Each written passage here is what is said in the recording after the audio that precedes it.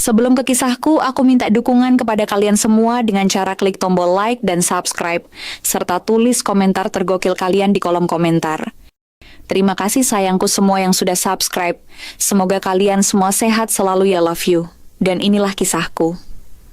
Aku masih ingat betul hari pernikahanku, beberapa bulan yang lalu. Rasanya begitu indah, begitu penuh harapan. Aku merasa akan memulai hidup baru bersama lelaki yang kucintai, suamiku. Namun siapa sangka, setelah akad dan pesta selesai, kehidupanku justru terasa hampa. Suamiku bekerja di sebuah proyek pembangunan jalan. Dan hampir setiap hari ia harus keluar kota. Kadang ia pulang larut malam, kadang bahkan menginap di lokasi proyek. Saat pulang pun, tubuhnya selalu lelah. Kami jarang sekali sempat berbincang panjang, apalagi bercengkerama sebagai pasangan baru. Setiap hari aku bangun pagi, memasak, dan membereskan rumah. Anehnya, makanan yang kusajikan justru lebih sering dinikmati ayah mertuaku ketimbang suamiku. Ibuku mertua sejak lama bekerja di Malaysia, jadi hanya ada aku dan ayah mertua di rumah ini. Ayah mertuaku seorang penjahit. Setiap hari ia duduk di depan mesin jahitnya, menjahit baju-baju pelanggan dengan tekun. Awalnya aku jarang mengobrol dengannya, hanya sekadar bertukar kata saat makan. Aku masih merasa canggung, karena bagaimanapun juga, ia adalah orang tua suamiku. Namun lama-kelamaan aku mulai merasakan sepi yang menyiksa. Bayangkan, seorang istri baru yang harus menjalani malam-malam panjang tanpa kehadiran suaminya.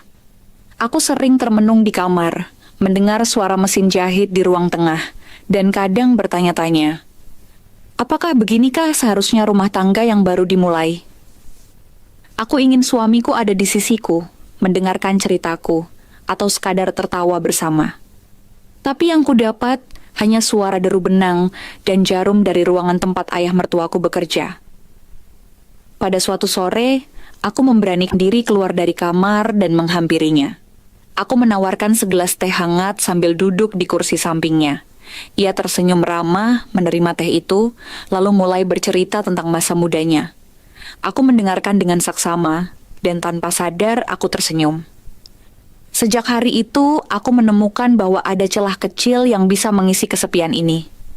Aku tidak menyangka percakapan singkat itu akan menjadi awal dari sesuatu yang tak pernah kubayangkan sebelumnya.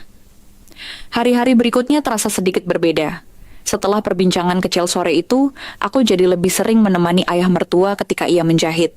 Awalnya hanya duduk diam, sambil melihat tangannya yang cekatan menggerakkan kain di bawah jarum, lalu lama-lama aku mulai berani bertanya. Tentang bagaimana ia dulu belajar menjahit, siapa pelanggan favoritnya, bahkan sampai cerita masa mudanya yang penuh perjuangan.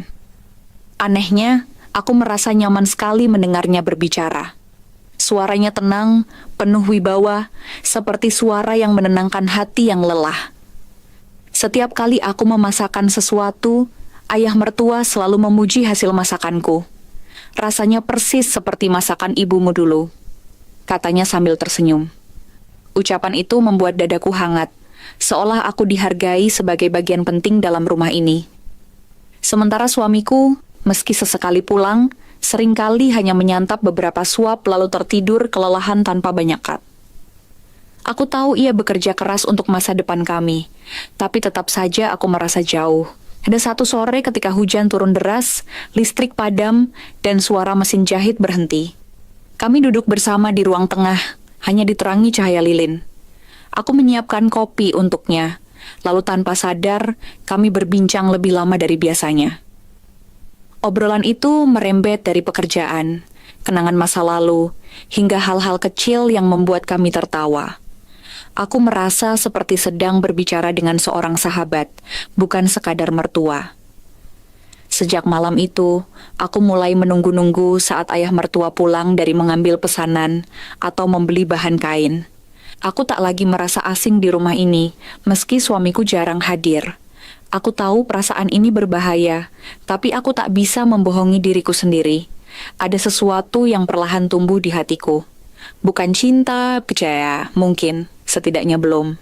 Tapi aku mulai takut pada diriku sendiri. Takut pada arah perasaan ini yang kian sulit ditebak. Malam itu, hujan turun deras segedi, membuat rumah seakan diguyur bunyi guntur tanpa henti. Aku berbaring sendirian di kamar, menunggu suara pintu dibuka oleh suamiku, berharap ia pulang. Namun jam terus berputar hingga larut, dan akhirnya aku mendapat pesan singkat. Aku harus menginap di proyek 3 malam, jangan khawatir. Pesan itu membuat dadaku sesak. 3 malam? Aku menggigit bibir, mencoba menerima kenyataan, meski hatiku terasa benar-benar kosong. Entah kenapa malam itu aku tidur dengan gelisah. Dalam mimpi, aku melihat diriku berdiri di jalan gelap, mencari-cari suamiku yang tak kunjung pulang. Aku berteriak, menangis, tapi hanya sunyi yang menjawab. Aku terbangun mendadak, tubuhku basah oleh keringat dingin, dan dari tenggorokanku keluar teriakan yang tak terkendali. Tiba-tiba pintu kamarku terbuka, dan ayah mertua berlari masuk. Wajahnya terlihat cemas. "Kamu kenapa? Mimpi buruk?" tanyanya. Aku tak mampu menjawab, hanya mengangguk sambil terisak. Ia duduk di tepi ranjang, lalu menepuk pundakku dengan lembut. "Tenanglah, semua baik-baik saja. Aku di sini." Tangannya yang hangat menyentuhku membuat rasa takutku perlahan mereda. Aku tanpa sadar meraih tangannya, seolah mencari perlindungan. Dalam keheningan itu, ia tetap duduk menemaniku. Hingga akhirnya aku memohon dengan suara lirih. "Temani aku tidur malam ini, Pak. Aku takut sendiri." Awalnya aku pikir ia akan menolak, tapi justru ia menarik selimut dan berbaring di sisi ranjang, menjaga jarak dengan sopan. Namun, entah karena kelelahan atau rasa nyaman yang tiba-tiba datang, aku bergeser mendekat. Tubuhku gemetar, dan tanpa kusadari aku memeluknya. Anehnya, ia tidak melepaskan pelukanku. Malah ia merespons dengan pelukan yang hangat. Kami terdiam, hanya mendengarkan suara hujan di luar. Saat itu aku tahu ada garis tipis yang baru saja kami lewati. Garis yang seharusnya tak pernah tersentuh. Pagi setelah kejadian itu, aku bangun lebih awal dari biasanya. Tubuhku masih merasakan hangatnya pelukan semalam, dan setiap kali mengingatnya, wajahku memerah sendiri. Aku buru-buru bangkit, memasak sarapan, berharap bisa melupakan semua yang terjadi. Namun begitu aku menyiapkan teh di meja, ayah mertua keluar dari kamarnya dengan langkah pelan. Kami saling bertatapan, lalu sama-sama terdiam. Ada semacam rasa kikuk yang sulit diuraikan. "Maaf kalau semalam terlalu merepotkan," ucapku lirih sambil menunduk. Ia hanya tersenyum samar lalu berkata, "Tidak apa-apa, kamu butuh ditemani. Aku paham suaranya tenang, tapi aku bisa merasakan sesuatu yang berbeda di balik matanya. Ada kehangatan yang tak pernah kutemukan dari suamiku belakangan ini." Hari itu kami lebih banyak diam. Aku mencoba menyibukkan diri di dapur, sementara ia di ruang jahit. Tapi sesekali saat aku keluar membawa teh atau camilan, mata kami bertemu. Rasanya aneh. Ada sesuatu yang membuatku ingin terus dekat dengannya. Seakan-akan semalam bukanlah sebuah kesalahan, melainkan pintu yang baru saja terbuka. Malam berikutnya, aku kembali tidur dengan gelisah. Suamiku masih belum pulang, katanya proyek belum selesai. Aku termenung, menatap ponselku yang sepi dari kabar. Tanpa kusadari, aku melangkah ke ruang jahit. Ayah mertua masih terjaga, sibuk merapikan kain. Aku berdiri di pintu dan ia menoleh. "Belum bisa tidur?" tanyanya. Aku hanya menggeleng, lalu ia mengajakku duduk. Kami pun berbincang, pelan tapi lama, tentang banyak hal. Obrolan itu lagi-lagi membuatku merasa ringan. Dan saat aku hendak kembali ke kamar, ia berkata dengan nada pelan, "Kalau kamu takut sendirian lagi, aku bisa menemanimu." Ucapan itu membuat dadaku berdebar. Malam itu, aku kembali terlelap dalam kehangatan yang sama. Bukan hanya tubuhku yang nyaman, tapi hatiku juga. Sejak saat itu, aku tahu kami sedang berjalan di jalan yang berbahaya, tapi anehnya, aku tidak ingin berhenti. Aku mulai terbiasa dengan kebersamaan yang aneh ini. Setiap malam, setelah memastikan rumah terkunci rapat, aku dan ayah mertua akan berbincang lama di kamarku. Kadang hanya duduk di tepi ranjang, kadang bersandar sambil mendengarkan hujan, kadang juga membicarakan hal-hal kecil yang membuatku tertawa. Tapi setiap kali aku tertawa di sisinya, hatiku terasa berkhianat. Suamiku yang sedang bekerja keras di luar sana tak pernah tahu bahwa istrinya kini menemukan kenyamanan bukan pada dirinya, melainkan pada ayahnya sendiri. Suatu malam, saat aku menguap lelah, ayah mertua tanpa sadar meraih pundakku. Sentuhan itu sederhana, tapi membuat tubuhku bergetar. Aku menoleh dan tatapan mata kami bertemu. Ada jeda panjang, sebelum akhirnya aku bersandar di bahunya. Dari situ, segalanya mengalir begitu saja. Pelukan itu hadir kembali, lebih erat dari sebelumnya. Aku merasakan detak jantungnya berpacu, dan aku tahu ia pun merasakan hal yang sama. Aku tahu ini salah, bisikku dengan suara bergetar. Ia menarik napas panjang, lalu menjawab lirih. Aku juga tahu, tapi kenapa rasanya begitu benar? Kalimat itu menancap di dadaku. Sejak malam itu, kami tak lagi membatasi diri. Ada saat-saat ketika kami hanya berpelukan. Ada pula ketika tangannya menyusuri rambutku dengan lembut, membuatku merasa lebih dicintai daripada sebelumnya. Aku membenci diriku, tapi di sisi lain aku juga tidak bisa lepas. Rasanya seperti terjerat dalam pelukan yang hangat, yang membuatku lupa pada rasa bersalah. Namun setiap kali suamiku mengabari lewat pesan singkat, rasa bersalah itu kembali menghantamku. Aku berusaha menghibur diri. Ia sendiri yang terlalu sibuk dengan pekerjaannya. Ia jarang menemaniku. Apa salahku kalau aku merasa kesepian? Tetapi dalam hati kecilku, aku tahu alasan itu hanyalah tameng untuk menutupi kenyataan pahit. Aku sudah jatuh dalam pelukan yang seharusnya terlarang. Malam-malam berikutnya, aku tak lagi gelisah tidur sendirian. Justru aku menantikan saat-saat ayah mertua masuk ke kamarku. Hingga akhirnya, tanpa kusadari, hidupku yang semula sepi kini dipenuhi sesuatu yang lebih berbahaya daripada kesepian itu sendiri. Semakin hari, hubungan kami makin sulit disembunyikan. Aku dan ayah mertua tidak lagi hanya berbincang di kamar saat malam, tetapi juga sering menghabiskan waktu berdua di siang hari. Aku membantu menyiapkan kain, memotong pola, bahkan belajar sedikit cara menjahit darinya. Saat tangannya membimbing tanganku, aku bisa merasakan kedekatan yang membuat jantungku berdegup kencang. Sesekali, ia tersenyum nakal, dan aku hanya bisa pura-pura menunduk agar wajahku tidak terlihat memerah. Namun di balik kenyamanan itu, ada rasa takut yang selalu membayangi. Setiap kali mendengar deru motor di depan rumah, aku mendadak panik, takut kalau-kalau suamiku pulang tiba-tiba. Pernah suatu malam, saat aku tertidur dalam pelukan ayah mertua, suara motor terdengar masuk ke halaman. Aku sontak terlonjak, wajahku pucat. Untungnya ternyata hanya tetangga yang pulang larut. Tapi kejadian itu membuatku sadar betapa rapuh rahasia ini. Suatu sore, aku sedang merapikan baju hasil jahitan ketika menemukan sebuah foto lama di meja kerja ayah mertua. Foto itu memperlihatkan dirinya di usia muda, berdiri bersama seorang perempuan cantik yang tak kukenal. Saat aku bertanya, ia hanya tersenyum samar. Itu masa lalu, katanya singkat. Namun aku menangkap ada sesuatu di matanya. Sebuah luka yang ia simpan rapat-rapat. Sejak saat itu, aku mulai bertanya-tanya.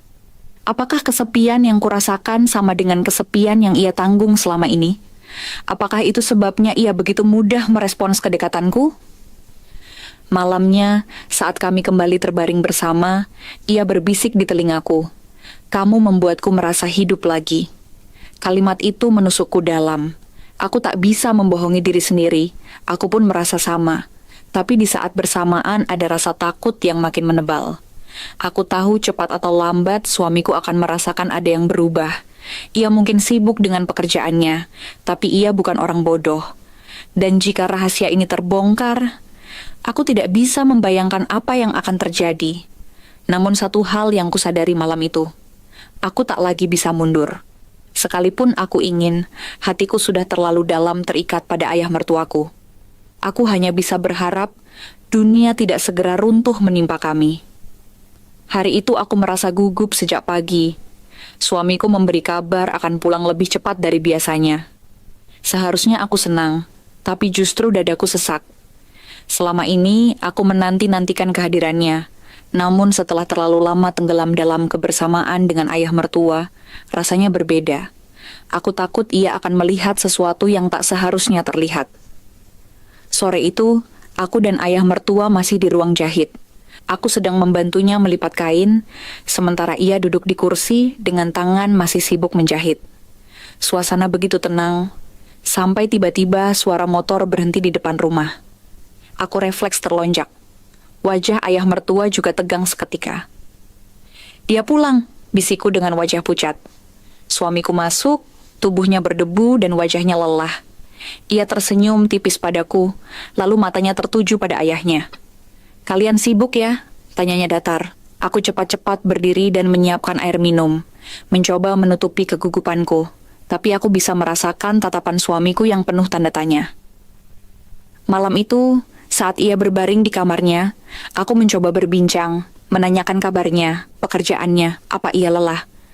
Namun ia hanya menjawab singkat, matanya tajam menatapku. "Kamu kelihatan berubah," ucapnya tiba-tiba. Aku tercekat, tidak tahu harus menjawab apa. Ia menatapku lama, seolah ingin menembus isi kepalaku. "Kamu terlalu sering dengan ayah, kan?" tanyanya kemudian. Aku terguncang. Kata-katanya seperti pisau yang menusuk jantungku. Aku mencoba menyangkal, mengatakan bahwa aku hanya membantu ayah mertua bekerja. Tapi aku bisa melihat kecurigaan itu sudah terlanjur tumbuh di benaknya. Malam itu aku tidak bisa tidur. Aku tahu retakan sudah muncul. Sebentar lagi, rahasia yang kusimpan rapat akan benar-benar runtuh. Aku tahu hari itu akan tiba, tapi tidak pernah kusangka akan secepat ini. Malam itu suamiku pulang lebih awal dari biasanya, tanpa kabar.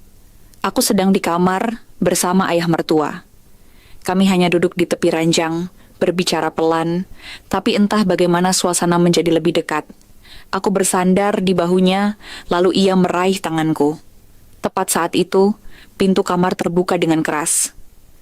Suamiku berdiri di sana, matanya merah menatap kami. Dunia seakan berhenti. Aku tercekat, sementara ayah mertua langsung bangkit dengan wajah pucat. "Apa yang kalian lakukan?" Suamiku berteriak. Suaranya menggema di seluruh rumah. Aku ingin menjelaskan, tapi lidahku keluh.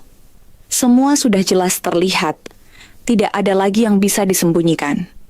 Aku bekerja siang malam demi kalian, demi rumah ini, sementara kalian. Ia terhenti, nadanya bergetar antara marah dan hancur. "Kalian mengkhianatiku." Tangannya mengepal, dan untuk sesaat aku takut ia akan melakukan sesuatu pada ayahnya. Namun ayah mertua menunduk, mencoba menenangkan. "Dengar dulu penjelasan, Nak." "Penjelasan?" Suamiku menatap kami dengan tatapan tak percaya. "Tidak ada penjelasan yang bisa membenarkan ini. Istriku sendiri, dan ayahku sendiri." Suaranya pecah. Aku mendekatinya, berusaha menyentuh tangannya, tapi ia menepis dengan kasar. "Jangan sentuh aku." Aku menangis tersungkur di lantai. Semua rasa bersalah yang selama ini kutahan meledak dalam satu malam. "Maafkan aku. Aku kesepian. Aku butuh kamu, tapi kamu selalu jauh." Kata-kataku terbata-bata, tak mampu meredakan amarahnya. Ia hanya menatapku dengan wajah yang penuh luka. Malam itu rumah kami berubah jadi neraka. Suamiku keluar dengan langkah keras, meninggalkan aku dan ayah mertuaku dalam keheningan yang mencekam. Aku tahu, tidak ada jalan kembali.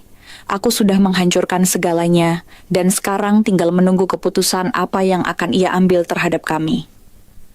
Hari-hari setelah pertengkaran itu terasa panjang dan menyesakan. Suamiku tak pulang selama hampir seminggu. Hanya ada aku dan ayah mertua di rumah, duduk dalam diam, tak banyak kata. Setiap kali aku menatapnya, rasa bersalah menindihku. Tapi di sisi lain, hatiku justru semakin berat untuk melepaskannya. Kami berdua sama-sama tahu, kami sudah melangkah terlalu jauh untuk kembali seperti semula. Akhirnya suamiku pulang, bukan untuk berbaikan, melainkan untuk menuntut kejelasan. Di ruang tamu ia duduk, wajahnya keras, matanya tak lagi hangat. "Aku tidak bisa hidup dengan pengkhianatan ini," katanya. "Kalau kau memilih dia, maka kau bukan lagi istriku." Aku terdiam, dadaku bergemuruh. Aku menoleh ke arah ayah mertua yang duduk menunduk, tangannya bergetar. Untuk sesaat aku ingin berlari ke pelukan suamiku, meminta waktu untuk memperbaiki segalanya. Tapi lidahku keluh, dan hatiku menolak. Aku sudah terlalu dalam. Dengan suara parau, aku berkata, "Aku memilih dia." Suamiku menatapku dengan wajah hancur, lalu berdiri tanpa sepatah kata. Malam itu, rumah ini resmi terbelah. Beberapa hari kemudian, kami bercerai secara resmi. Aku tak pernah menyangka akan mengucapkan kata-kata itu pada pernikahan yang baru saja dimulai. Namun kenyataannya, aku telah meninggalkannya demi seseorang yang sama sekali tak seharusnya aku cintai. Plot twist datang beberapa minggu setelahnya. Ayah mertua yang selama ini terlihat begitu kuat dan tenang, akhirnya membuka rahasia yang selama ini ia simpan. Aku sebenarnya sudah lama ingin pergi ke Malaysia menyusul ibumu. Tapi sejak engkau datang, aku merasa ada alasan untuk tetap di sini. Aku tak ingin kesepian lagi, ucapannya membuatku sadar. Aku bukan hanya mengisi kekosongan hatinya, tetapi juga menjadi pengganti sesuatu yang hilang dalam hidupnya. Kini, aku hidup bersamanya. Dunia mungkin mencibir, orang-orang mungkin mengutuk, bahkan darah daging sendiri mungkin menolak. Tapi anehnya, aku merasa lebih hidup dibanding sebelumnya. Aku tidak tahu apakah ini cinta sejati atau hanya luka yang bertemu luka. Tapi yang pasti, aku sudah memilih jalan ini. Jalan yang tak pernah terpikirkan saat aku pertama kali mengucap ijab kabul. Tamat.